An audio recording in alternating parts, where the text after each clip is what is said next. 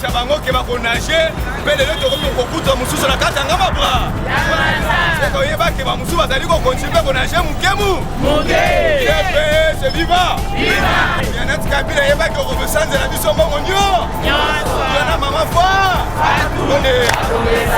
Isuita na mboka basale le côté Isuita na mboka babo mi peuple Régime kabiliste Amafotou Voilà Ganga Etif Francis Aïbate Kokola Ekene Rambo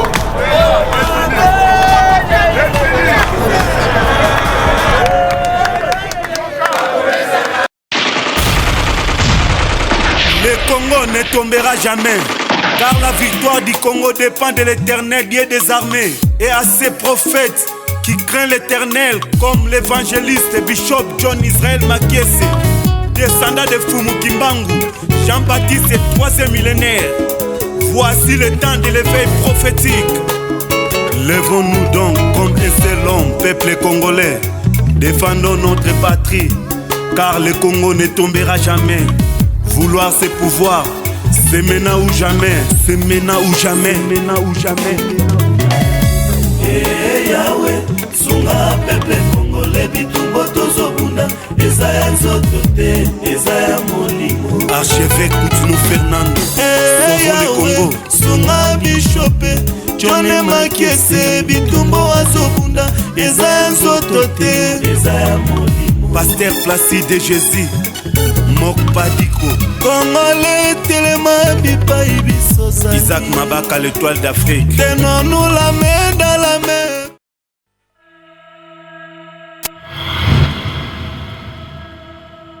Avant de cette information, Mokola Lelo, bon retenir que n'a un peu moi absence nangai moi 4 jours on a 4 chaînes.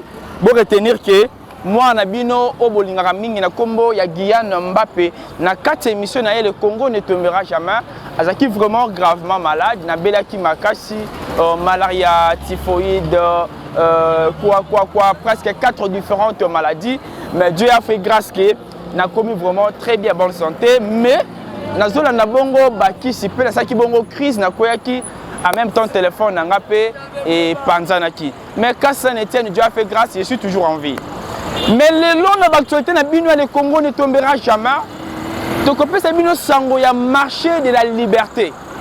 Marché de la liberté depuis 15 ans passés, où administratrice ya marché wana, administratrice ya marché wana, azwa yango, alingaka ni élection, ni muninga mususu azwa yango, ni problème. En même temps, mongo tout, tona caisse ya marché de la liberté.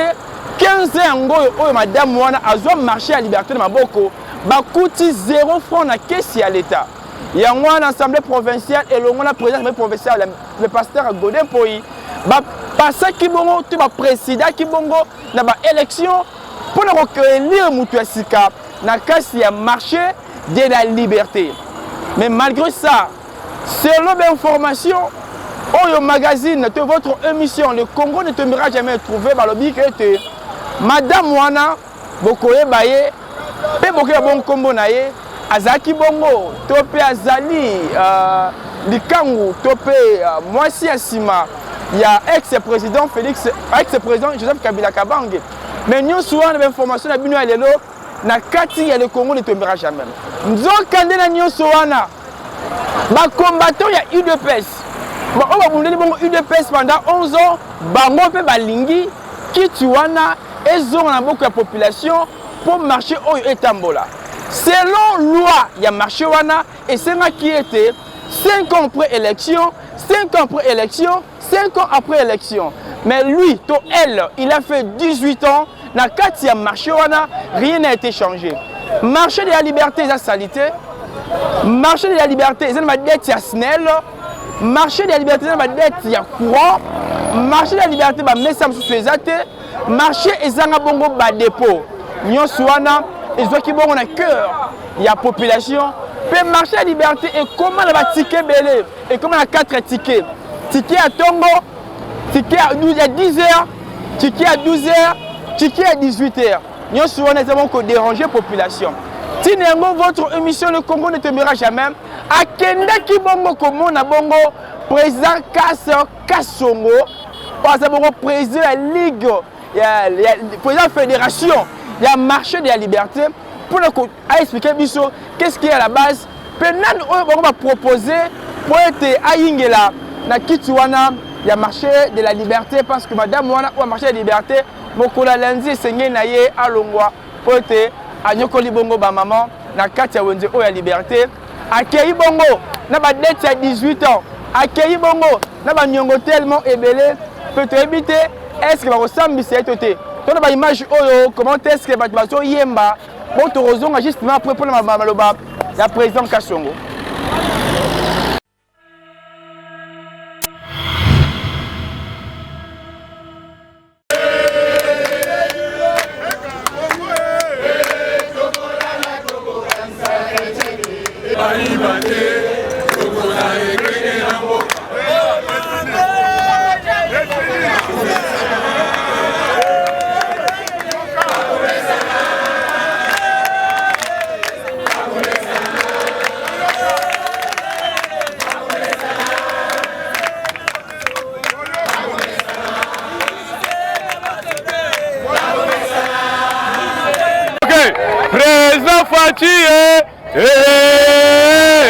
Président Fachiye tokozala kenge na mboka yamba loyo ba mamoyo bayiba te tokozala kenge na mboka IDPS viva lelo lelo lelo lelo lelo enda fakuna matoi ayoka moto ayoka twelelelele.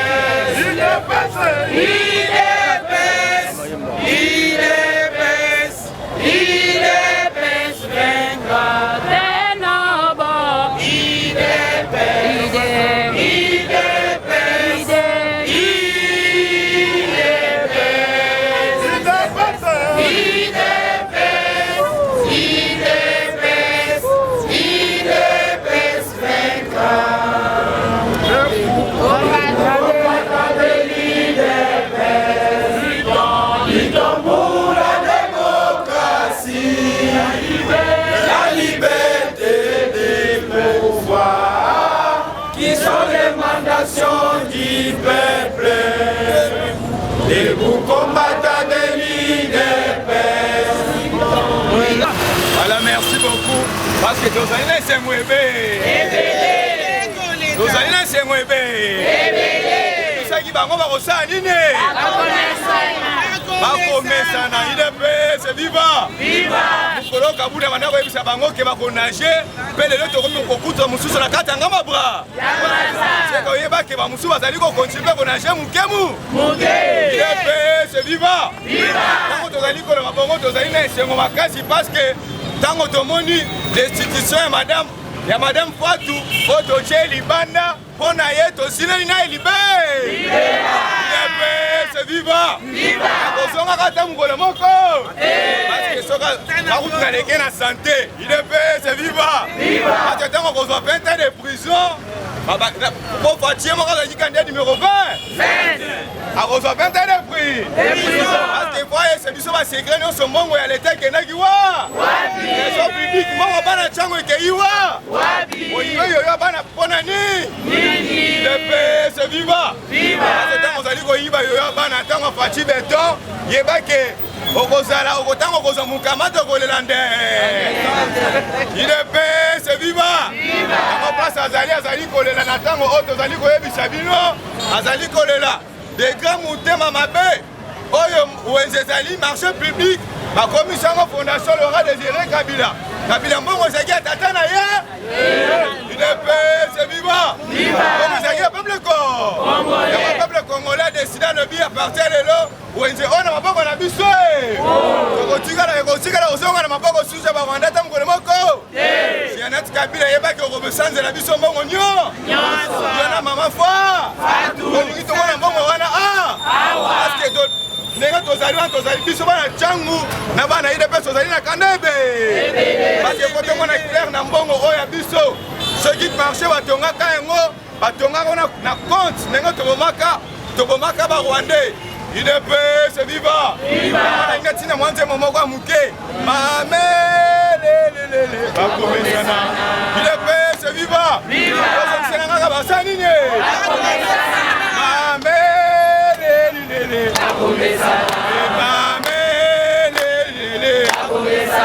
Izuta na mboka basale eloko te Izuta na mboka babomi peuple Faci aye na état de droit UDPS viva Mwana bina ezali na se Foko kenga makasi Ona awa nyonso basanti ya UDPS ezali Bangaka Viva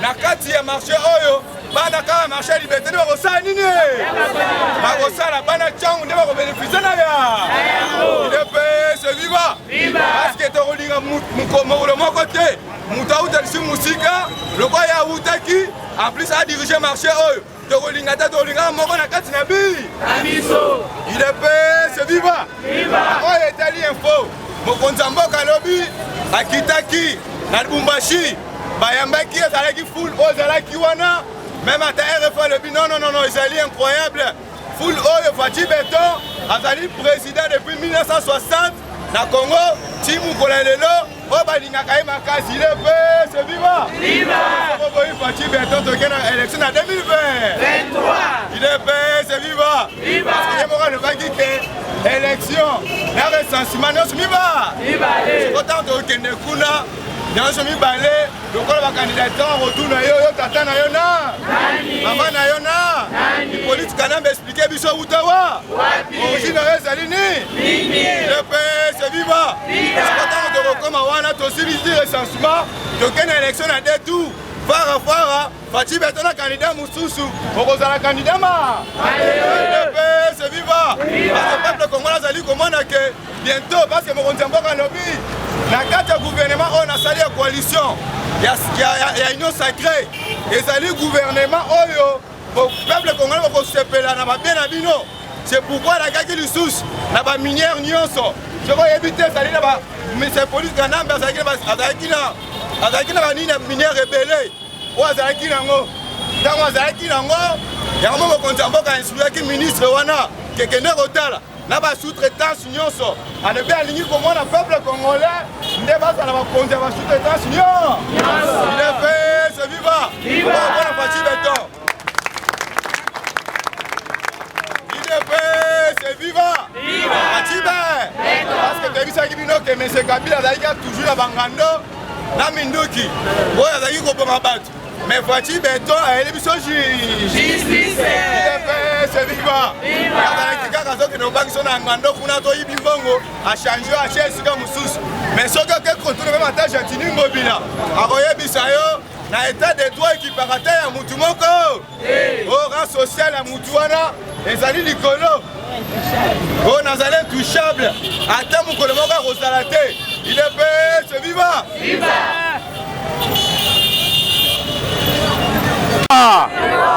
UDPS viva nazomona vive ezali na se fwa na ngai ezali kokoma kuna mosika koleka nyonso nalingi bafwa na biso nyonso ekoma ntina kati kuna UDPS viva Fachibe voilà seka yebake 48 heures sekoka 48 heures sekoka seka yebake bosana na yo deja kombo wana yeba deja ke kombo sika ezali ko mpona lelo biso na ye tosilisi yebake akosikala kozonga lisusu awa te ntango aosala remise et reprise nga na kosenga ntango aosala remise et reprise aosilisa abima na biro na simbe na lipeka na bitoke na lapo okende kojustifie ku UDPS viva bomebetela maboko nano asali nini amesani UDPS viva akanisaki lokola ke na kobenga ye mei yango ye moko meme ata ndeko na ye alelaki alobi destitution oyo elingi ka mokonzi ya mboka signature asuka me batindeli nga pene moto apangusaka vitre na présidence po yambanga po ezali kuimilie ngai ezali soni UDPS viva ndenge pe yapa kokoma asalaki 20 ans akanisaki akodirige yango pendant 20 ans me biso ntango tokosimba yango tokodirige yango ekozala kito bafulu nyonso ekozala bu parce que soko okei meme atia na se kuna okomona bafulu ezali amema fulu ti na se kuna yebake salite nyonso oyo tozali kotelemela tolingi ke ezala propre ezala kini ezala pema propre nde mokonzi ya mboka alansaki yango yema akomaki kokomisa liberté salite UDPS viva mais sikoyo okomona ke nyonso ekosala nini yebake nyonso oza deja kosepela mpo ntango gestion wana ezozoma maboko na biso ke bwana UDPS nyonso peuple congolais nyonso azali compétent akosala nini seke mutu asali meme ata ndenge président oloba yango awa o 18 ans sans matricule tant ke arrêté ya gouverneur ezalaka ke mutu aza très important eza bato bafutaka tike na bato mais ye na kati ya marché acréé babiro ebele oyo ezali na ntina moko yebake ke na ye esili seke peuple congolais bozala kosepela maka parce que soki meme ata otuni matata mpona koyebisa yo justice afaci beton azokoka yango ata mokolo moko place akomi kolela bayebisa matata mpona ozalaki kolela ata moke nzela tozali kodemontre yo place yo oyibaki mbongo na badetournement osali maka yango moni ke même ata ndenge po ato ayibi mbongo pendant 20 ans ke na fondation Laurent Désiré Kabila singe kozala mula kuna mpe en plus mbongo wana ezali balobi kuna mbongo wana ezali te lokolo ezali yango te en plus mbongo ezali 0 ye fo abimisela biso mbongo ya recette nio peuple congolais na biso bana ntango tosala nini tomona yango UDPS viva lokolo ezali bongo yebake mpo na ye abu UDPS viva tomobetela maboko makasi parce que tobundi mpona tozwa yango lokolo ezali droit na biso tokobanga te tokoloba fe parce que un jour na sina yebisa moko ntango azali kokanga moto eloko ayebisa atyodine mesa na yebisa ye zongisa mesa awa mba soko omeki ngai na kotelemela yo na kokende no ntina su lelo kokomi wapi bakoya komonana lisusu baya lisusu soki aye okoyebisa ye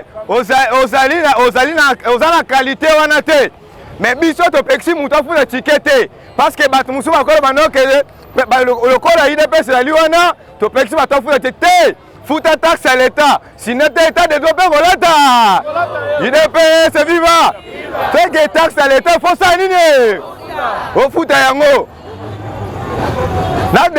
mais dépôt ouvert fo tomona clair susi na biso ezali ke tomona clair procureur général nayebi ke kolanda biso ndenge ozali kolanda biso tomona clair na likambo dépôt Parce que doit dépendre la liberté ezalaka.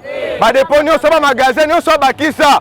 Fictif ba magasin oyo adéclara ezalaka ba magasin oyo Laurent Désiré Kabila tonga nango marché. Mais ba magasin nyonso ya sika oyo ezali ba magasin oyo bakisi et comment que na compte na ye moko. Il faut peut-être mon akela na dossier wa. C'est kazali ba dossier be. Le ba dossier be les ali yeba ke biso to ko toujours be. Merci beaucoup.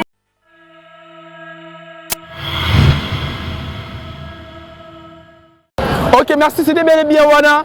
Animateur, il y a UDPS, il y a un comité, il y a marché de la liberté ensemble avec le président Kassongo. Mais bon, notre maman a géré le marché de la liberté pendant 15 ans. Elle a profité de ce marché. A-t-il marché de la liberté? Ni attendre 10 francs la caisse à l'État, 15 ans, retenez bien. A-t-il marché de la liberté? Na 17 ans, il y a Nyongwa Snell, vous comprenez, 17 ans, il y a Nyongo, il y a Maï, na kata marché de la liberté. A-t-il yango sans dépôt, ba mère ba douara dépôt à ciel ouvert. Donc a-t-il bongo bilo on est na messa débrouiller nango. A-t-il bongo marché de la liberté na insalubrité comme pas possible. Moi est-ce que yemoko le président Kassongo ndenga peseni d'information ndenga sengiete ba kondiamboka ba lukela esika na kata marché wana ameka un peu ko gérer yango pour ne faire promouvoir un peu marché ou la liberté et qui n'est tellement malade. Pour la émission botozo justement après Nabino.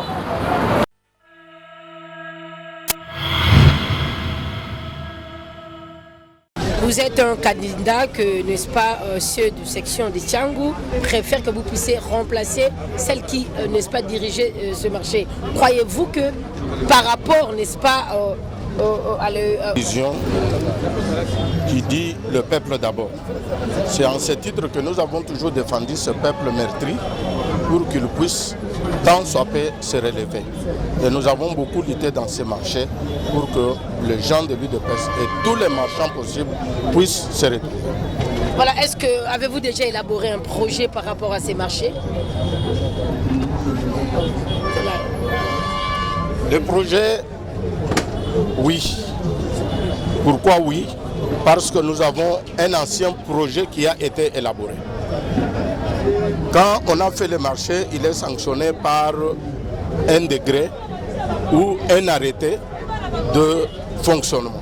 C'est-à-dire il stipule les critères qu'il faut pour diriger ce marché. En dehors de notre projet propre pour la modernisation, mais nous allons nous inspirer de ce qui a été déjà tracé par l'État. Voilà, parce que vous comptez vraiment, n'est-ce pas, récupérer la gestion de ces marchés. Qu'est-ce que la population, aux alentours, peuvent attendre de vous, de votre, n'est-ce pas, gestion? Oui, de notre gestion, ce peuple meurtri doit retrouver leur liberté.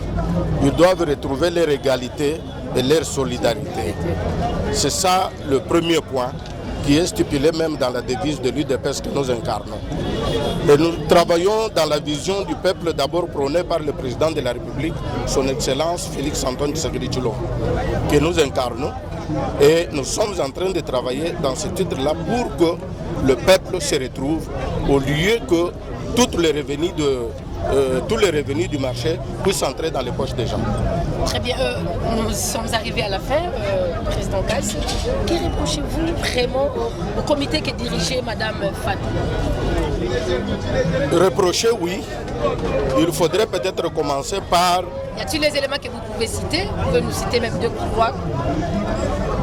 Dans ce comité-là, d'abord, l'arrêté qui les nommait n'avait que 5 ans. Ils ont fait 18 ans. Il y a lieu que ce comité-là soit remplacé par un autre. Et nous travaillons dans les domaines de... il faut qu'il y ait alternance pour qu'on voie. Ils ont travaillé, bien sûr. Nous ne pouvons pas réfuter que tout ce qu'ils ont fait, c'est mauvais. Mais il y a des points positifs. Mais il faudrait une alternance pour que les autres puissent aussi montrer de quoi ils sont capables. Quand Kabila a quitté aujourd'hui, Félix est en train de faire voir ce qu'il est capable de faire. C'est ce que nous ferons aussi demain. Vraiment, merci beaucoup, Président Kass. Merci, c'est moi qui vous remercie.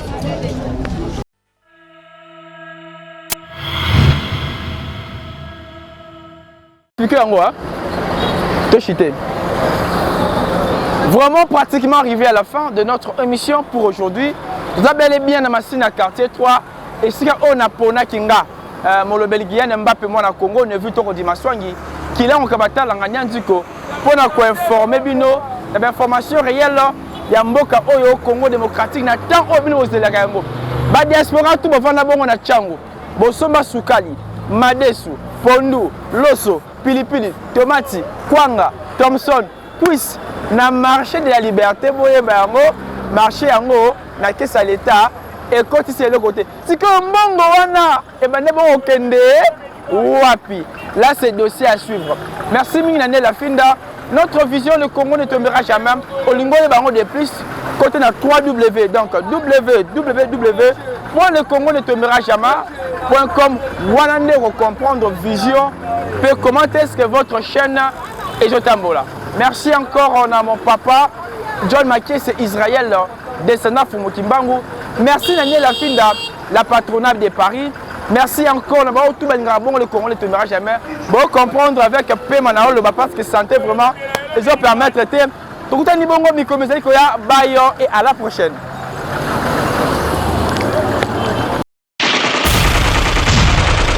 Le Congo ne tombera jamais, car la victoire du Congo dépend de l'Éternel, Dieu des armées, et à ses prophètes qui craignent l'Éternel, comme l'évangéliste Bishop John Israël Makiese, descendant de Fumukimbangu, Jean-Baptiste et 3e millénaire. Voici le temps de l'éveil prophétique. Lèvons-nous donc comme un seul homme, peuple congolais, défendons notre patrie, car le Congo ne tombera jamais. Vouloir c'est pouvoir, c'est maintenant ou jamais, c'est maintenant ou jamais, maintenant ou jamais. Yahweh, sunga peuple congolais bitumbo tozobunda ezaya nzoto te ezaya molimo. Archevêque Koutino Fernando, Yahweh, sunga bishope John Makiese bitumbo azobunda ezaya nzoto te ezaya molimo. Pasteur Placide Jésus Mokpadiko Congolais telema bipai bisosa Isaac Mabaka l'étoile d'Afrique. Tenons-nous la main